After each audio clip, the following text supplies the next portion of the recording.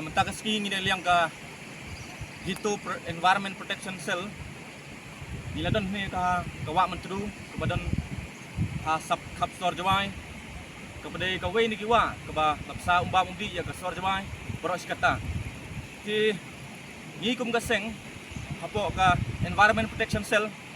hadin mengile yo ya kijing ujor na babon balang du pajba jong minong song jawai ba kelarong ngani ko kepala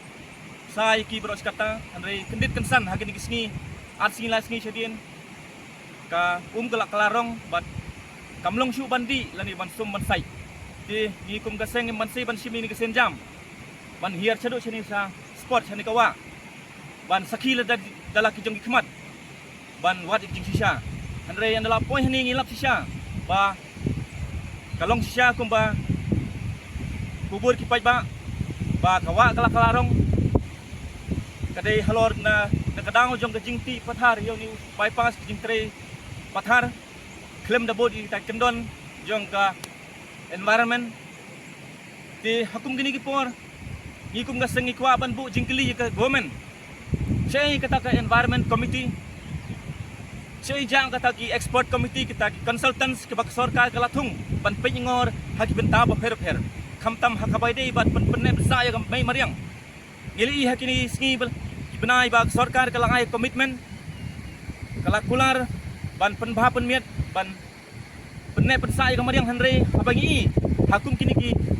jingjia hakadiga than juai ba kejing julor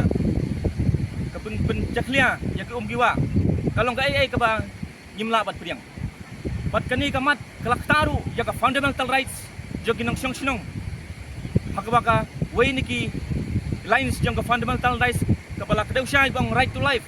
lada kinong syong sinong kim yo ko umbam ka kababiang bandi hai kata kin laben enjoy ya kata ka right to life ti sakaberu ngabo biang ngajingkli government habakum kini kipor syai ja kata ka NGT kani ka jingkli kamdai tangai government hanrei wat ka NGT ro go NGT what interfere tang hakikam dawyong what interfere tang hakikam ti dawyong hanrei wan interfere hakum kini ki khep kiba kinong song sinong ki mari kini ki jinge kini ko umsaw namar ba ngitip ba ka NGT kadon ka benta ban interfere hakum kini ki ban kimat namar ba ngi hakini ki senam sedien ba ka NGT kala penmi ka hukum ka order hakini ki kini ki pra do prasnam ki ba thawing hakini ki marjan bat ngi ba kidon kita ki distance bang sispa mitar kim dei bat thawing hawa ya itu ki benta itu ki por ngi ka NGT ka wan chakman